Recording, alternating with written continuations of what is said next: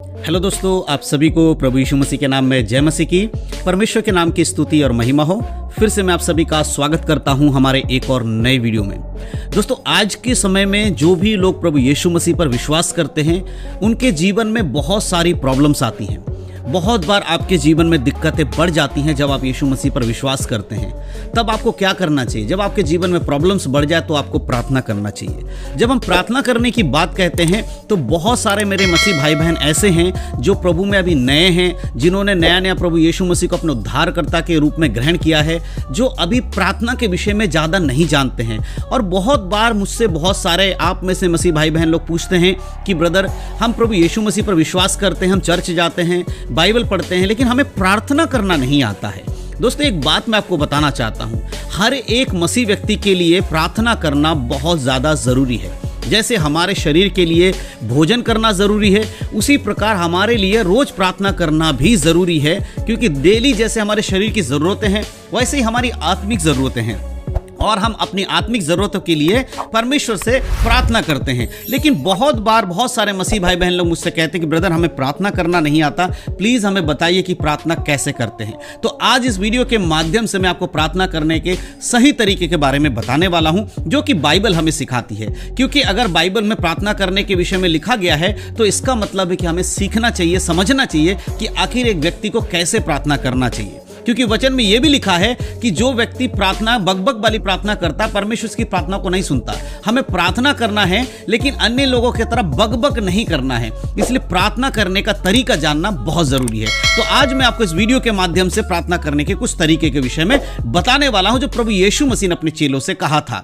जब प्रभु यीशु मसीह प्रार्थना कर रहे थे तो उनके चेले उनको देख रहे थे, और जब यीशु मसीह ने प्रार्थना कर लिया तब उनके चेले यीशु मसीह के पास आकर कहते कि हे प्रभु, जिस तरह यूहन्ना ने अपने चेलों को प्रार्थना करना सिखाया था, उसी प्रकार आप भी हमें प्रार्थना करना सिखाइए। इस विषय में हम पढ़ते हैं लूका की किताब, उसका 11 अध्याय।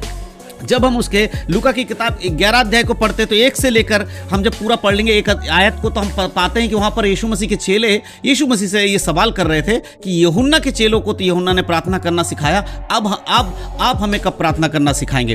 तब यीशु मसीह ने वहां पर क्या कहा, हम पढ़ेंगे दूसरे आयत में। यीशु मसीह ने उसने उनसे कहा, जब तुम प्रार्थना करो तो ये कहो, हे पिता, तेरा नाम पवित्र माना जाए, तेरा राज्य आए। अब यहां पर यीशु मसीह उनको सिखा रहे, जब भी आप प्रार्थना करो तो आपको क्या कहना है? हे पिता, तेरा नाम जो है वो महान माना जाए और तेरा राज्य आए। लेकिन बहुत सारे लोग इस चीज को रट लेते हैं, वचन में जैसा लिखा है बिल्कुल वैसे ही बोलते हैं। तो मैं आपको कुछ बातें समझाना चाहता हूं। जब हम यहां पढ़ रहे हैं कि लिखा है, हे पिता, तेरा राज्य आए, या परमेश्वर तेरा नाम महान माना जाए, तो इसका मतलब ये नहीं है कि हम जैसे इसमें लिखा है वैसा रटकर बोले, यानी कि एज इट इज जैसा लिखा बिल्कुल वैसा बोल रहे नहीं। इसका मतलब यीशु मसीह आपको बताना चाहते हैं कि हमें इस बात पर ध्यान रखना चाहिए कि परमेश्वर का नाम हमेशा हमारे जीवनों में महान होना चाहिए। जब भी हम प्रार्थना करने बैठते हैं या जब भी हम एक मसीह जीवन जीते हैं, हमें ये याद रखना चाहिए कि परमेश्वर सबसे महान है। हम जिससे प्रार्थना कर रहे हैं उससे बड़ा कोई भी नहीं है। इस बात को हमें याद रखना है प्रार्थना करते समय कि हम जिससे प्रार्थना कर रहे हैं, यानी परमेश्वर से, वो सबसे महान है। और यीशु मसीह कहते हैं कि तेरा नाम पवित्र माना जाए, तेरा राज्य आए, यानी कि परमेश्वर जो पवित्रताई है, जो तेरा राज्य है, जो पवित्रताई में वसता है, वो हमारे अंदर आए। तेरा राज्य आए का मतलब ये नहीं कि परमेश्वर अपने स्वर्ग का सिंहासन पृथ्वी पर लेकर आ जाएंगे, ऐसा नहीं है। उसका मतलब है जो परमेश्वर की इच्छाएं हैं। कि राज्य का अर्थ क्या होता है? एक राजा जब राज्य करता है तो उसके जो कानून होते हैं उस राज्य के ऊपर लागू होता है। उसी प्रकार जब हम परमेश्वर को कहते तेरा राज्य आए, इसका मतलब हमारे जीवन में हम ये कह रहे हैं परमेश्वर जो आपका नियम है वो हमारे जीवन में आए और हम आपके वचन के अनुसार चल सके। इस बात को हमें समझना है। ये प्रार्थना करने की शुरुआत है कि हमें यह ध्यान रखना है कि परमेश्वर कौन है। वो सर्वशक्तिमान परमेश्वर है, उसके नाम से ऊपर कोई नाम नहीं है, और परमेश्वर की इच्छा ही हमारे जीवन में सर्वप्रथम होनी चाहिए। इस प्रकार से हमें याद रखना है।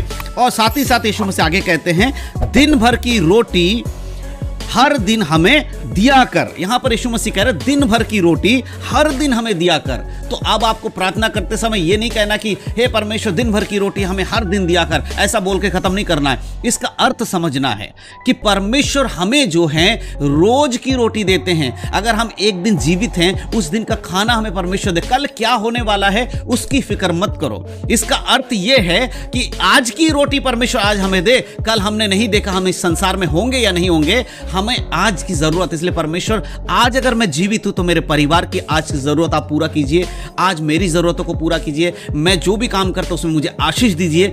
इस चीज को आपको परमेश्वर से प्रार्थना करना है। बहुत सारे लोग कल की चिंता करते हैं, परमेश्वर कल मैं क्या खाऊंगा, कल मेरा मकान नहीं बन पाएगा तो मैं कहां रहूंगा, कल मेरी जॉब नहीं होगी तो मैं क्या करूंगा। यानी प्रभु कहते हैं कि कल की चिंता मत कर, जो आने वाला कल है उसके पीछे ज्यादा मत भाग।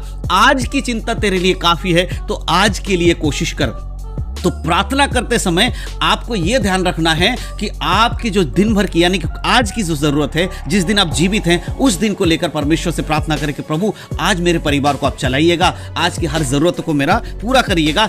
ये वचन जो हैं एज इट इज वैसे के वैसे रटने के लिए नहीं दिया गया है कि आप जैसे लिखा है वैसा ही जाकर प्रार्थना में बोल दो और प्रार्थना खत्म हो जाए। बहुत सारे लोग ऐसा करते हैं, खासकर कैथोलिक लोग जो चर्च होता है, आप देखिएगा वहां पर जैसे मती के अंदर प्रार्थना सिखाया गया है, हे हमारे स्वर्गीय पिता तू जो स्वर्ग में है, तेरा नाम पवित्र माना जाए, तेरा राज्य आए। इस प्रकार की बातें उन लोग जैसे लिखा है वैसे ही प्रार्थना करते हैं। बट इस तरह से नहीं, परमेश्वर उसका अर्थ समझाना चाहते हैं कि इस बात को जब तुम बोलते हो तो उसका मतलब भी तुम्हें पता है कि तुम क्या बोल रहे हो, वो समझना बहुत जरूरी है। जब तक आप प्रार्थना के मतलब को नहीं समझेंगे और आप जैसा बाइबल में लिखा ऐसा सिर्फ रट के प्रार्थना करेंगे, उसी को कहा जाता बक बक की प्रार्थना। बस बोल रहे हैं, उसका अर्थ आप नहीं जानते। परमेश्वर को कह रहे हो परमेश्वर तेरा नाम पवित्र माना जाए, लेकिन क्या आपको मालूम है कि परमेश्वर की पवित्रता क्या है? इसको समझकर प्रार्थना करना है। यही तरीका हमें परमेश्वर के वचन में सीखने को मिलता है। और चौथे आयत में लिखा है, और हमारे पापों को क्षमा कर, क्योंकि हम भी अपने हर एक अपराधी को क्षमा करते हैं और हमें परीक्षा में ना ला। परमेश्वर का वचन कहता है, यीशु मसीह कह रहे हैं इस तरह प्रार्थना करो कि हे परमेश्वर हमारे अपराधों को क्षमा कर, क्योंकि हम भी अपने अपराधियों को क्षमा करते हैं। तो हर दिन आप अपने अपराधों के लिए क्षमा तो मांगते होंगे, लेकिन एक बात ध्यान दिया, इस वचन में क्या लिखा है कि हम भी अपने अपराधियों को क्षमा करते हैं। तो अगर आपने अपने बुरे कहने वालों को क्षमा नहीं किया, यदि किसी ने आपके खिलाफ बातें की और आपने उसको क्षमा नहीं किया और आप आ गए परमेश्वर से अपने पापों के लिए क्षमा मांगने, तो क्या आपको अपने पापों से क्षमा मिलेगा? बिल्कुल नहीं मिलेगा। बाइबल कहती पहले तू जा और अपने भाई से मेल मिलाप कर। अगर तू कोई भेंट लेकर मेरी बेदी पे आता है और तुझे याद आता है कि तेरे भाई के मन में तेरे प्रति बुराई है, याद रखिएगा, तेरे मन में भाई के प्रति बुराई, ऐसा नहीं कहा है, तेरे भाई के मन में तेरे प्रति बुराई है, तो सबसे पहले भेंट को छोड़ दे और अपने भाई से मेल मिलाप कर, उसके बाद मुझे आकर भेंट चढ़ाना। यही परमेश्वर कहता है कि तेरे पापों से क्षमा तब मांग, पहले तू उन लोगों को क्षमा कर दे जो तेरे विरोध में पाप करते हैं। अगर कोई ऐसा व्यक्ति है जो तुमसे दुश्मनी रखता है,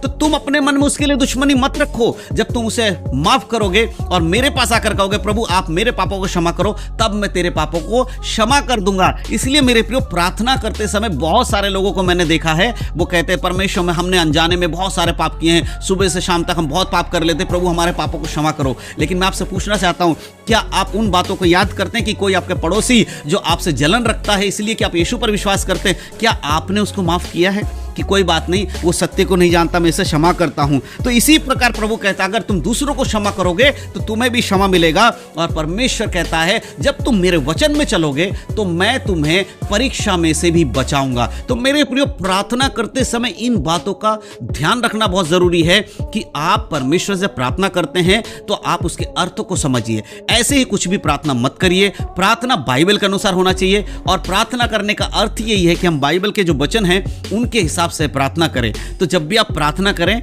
आप याद रखिए कि आप सर्वशक्तिमान परमेश्वर से प्रार्थना कर रहे हैं और वही है जो आपके सारे दुखों को दूर कर सकता है। अगर आप इस विश्वास के साथ प्रार्थना करेंगे तो आपकी प्रार्थना सही तरीके की प्रार्थना होगी। इस बात को याद रखिएगा।